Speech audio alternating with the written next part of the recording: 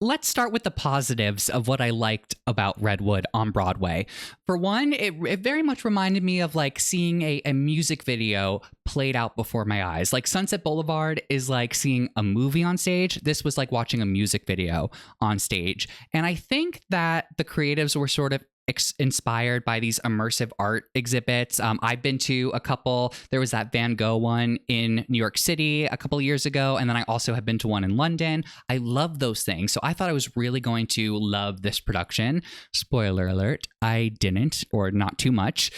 But we'll get to that. If anything, I thought that this experience may have been better suited in a space like Circle in the Square. I actually think that this show would work really well in that venue because I could see it now, all of the screens just surrounding the audience. They would have to figure out the tree situation, but I think that they would be able to do that. And the video design by Hannah S. Kim mixed with the set by Jason Artisan West, I think was very effective. I actually really liked, I was nervous about the screens being all around the stage. It was giving me kind of Mean Girls vibes. But what I liked about this is that unlike Mean Girls the musical, where the set was just one semicircle of a screen, this one, there were kind of some more layers and more depth. It made it a little bit more dynamic to look at. So I thought that overall, that was very successful and very cool and kind of added to that immersive experience. And the projections, in my opinion, worked really nicely with Kate Diaz's sound and music. She's brand new to Broadway and has created music that sounds very, very nice, although I will say kind of repetitive at points. If anything, I'm really impressed with her music because it reminded me so much of like a film score. I'm excited to see how her career progresses. There was a very ethereal sound to everything on stage. It was nice. It was pleasing to the ear enough of the times. The lyrics, on the other hand, I think were unsuccessful. The lyrics were very forgettable. I think the music actually is the strongest when no one is singing along with it, like when it's just used as like a score. I also wasn't thrilled with the writing of the show. I thought that, if anything, I thought that the writing was a little bit lazy. The story is based on Julia Butterfly Hill, who is a person who lived in a tree for over 700 days, I believe, to protest logging companies from cutting it down. And she was successful. And when I heard that, I was really excited. I thought that's what the story was about. It's not. The story that we get on Broadway is smaller in scale, but they do mention Julia Butterfly Hill. And to me, this is like what my issue with Swept Away was, where I felt that the real life history, I thought that made for a better story than what we actually got in the fictionalized version. So it's unfortunate. It was just like very cliche. I think that's what my main issue with the script overall was, is that it kind of felt like one big cliche in a way and lacking, I mean, some sort of unique characteristics for the characters and then also for the story. Speaking of the characters, I did have an issue with the characters. I thought, let's go through them one by one, but let's of course start with Jessie, who is played by Idina Menzel. I'm just going to rip the Band-Aid off here right now, and then I'm not going to mention it again because I'm not going to let it cloud my judgment on her performance overall, but I do have to say it because it was my experience. Idina was having a rough vocal day when I saw the show, and it got to the point where people, as I was leaving the theater, it was noticeable, and I heard some people commenting on it. She was a trooper, and she hung in there and did her best, so we're going to just move on from that reality. The character that she's playing, I found to be very unlikable, which is so sad because she's the main character. You're supposed to like her and root for her. And I did not feel that way. I didn't really see her as a real person. It was hard to sort of identify with her in a sense. I had sympathy for her. Don't get me wrong. I had sympathy for what she and her wife Mel, who was played by Deidre Aziza, who was fantastic. I felt sympathy for both of them for what they were going through. I didn't feel chemistry between the two performers on that stage. It didn't feel like a real family dynamic, which was odd. The characters didn't land. I think the characters that got closer to being ones that I was sort of rooting for were Finn and Becca. Finn is played by Michael Park. Becca is played by Khaila Wilcoxon. Khaila Wilcoxon, if you are a fan of Six the Musical, then you know that she was just in that show. I've seen her in both of these shows now. She is a fantastic performer. She has great stage presence. She has the type of stage presence where it feels like she's just performing directly to you. I think is a standout in a rather two-dimensional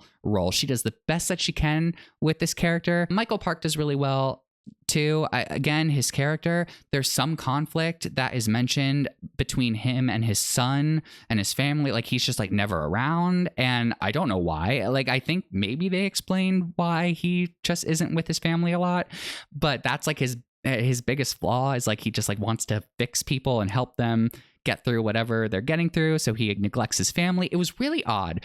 Like, it didn't feel real, and I didn't feel like I got any resolution to his story at all. Finn and Becca work together. They're both scientists. They are both studying trees. Like, I didn't get much detail about what they were actually doing, but you know, all you really need to know is they're tree scientists, I guess. But it really frustrated me that a lot of the humor that kind of came out of their banter was focused on their generational differences. So as you can imagine, it's like one of those situations where Finn tries to relate to Becca by saying some slang that is common among Gen Z and young millennials, and she shuts him down, being like, "You're not fooling anyone." And I was just like, how many times are we going to do this? I was looking for some more originality, and I was not getting it from these characters. All of the scenes are as follows. Jesse, Idina Menzel's character, wants to do something rather dangerous. Finn is like, "I want to help you. Let's see what we can do." Then you have Becca, who's like, "No, Finn, this is against protocol, and you know it."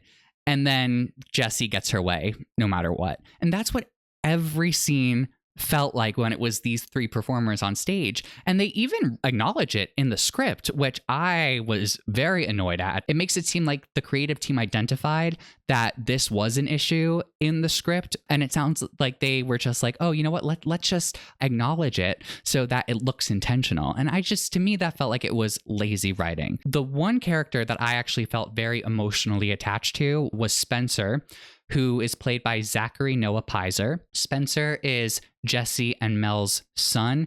He was a standout performer. He was fantastic in this role because he came across as very authentic. I could see this character going a very different way if you cast a different actor here, but he was such a standout. His song towards the end of the show earned my applause way more than any of the other numbers that I had seen up until that point, because it was just so well performed. He had me the entire time, and it was a long song. So for him to keep my attention was really well done. But again, I cannot tell you what that song was without looking at the playbill, or I can't even remember how it sounds because everything kind of sounded the same, unfortunately. Here is a view from my seat. I'm just going to say this was not the optimal viewing experience for the show. I think that this was one of the worst vantage points to see the show from, because I did not feel as immersed in all of the screens and everything as I'm sure some of the other audience members did, who, if I were to buy my ticket all over again, knowing what I know now, I would try to sit in the front mezzanine. Doesn't matter if I'm left, right, or center. There are screens going up along the sides of the walls that you can't see from my picture, but they kind of surround that first part of the mezzanine. So I think that would be pretty cool. Or I would sit in the orchestra, but not in the place that's covered by the overhang of the mezzanine. I would sit in front of that so that I can look up and look at the screens kind of all around me, kind of like an IMAX movie. I think that's the way to go. They do try to put some lighting instruments under the mezzanine overhang to like make the people sitting under there feel immersed, but they only use them once. I will also say the row that I was in row P. At first, when I sat down, I was like, "Oh, this is great. I just have center stage. I can see it." But then the person sat down in front of me, and that's not the person's fault. That's where their seat was. But these two rows, row P and then the row in front of me, which I'm guessing is row O, the chairs aren't staggered. So you're not looking in between two people's chairs. If there's a chair in your way, a person's head is going to be in your way. For shorter people, I would not recommend sitting in this seat. Again, I was in row P. There were also projections on the floor of the stage, which I actually could see. It wasn't like a Life of Pi situation where the stage was so tall you couldn't see it. The stage was nice and raked as well, so you could see the floor projections, but if you really want that full experience, I would recommend sitting up in the mezzanine. Plus, the actors spend a lot of time suspended above the stage, so if you're in the mezzanine, they're pretty much going to be on your level for a good chunk of time throughout the show. So I think you'd be totally fine there as well. So should you see Redwood before it closes, you'd be going for Idina Menzel. If you are a super massive Idina Menzel fan, you want to see her live, go and do it, because that is the experience that you are going to get out of this. If you are more of just a casual fan, or you are just looking at different Broadway shows, wondering which one to pick, I might suggest other options for you that are playing this season.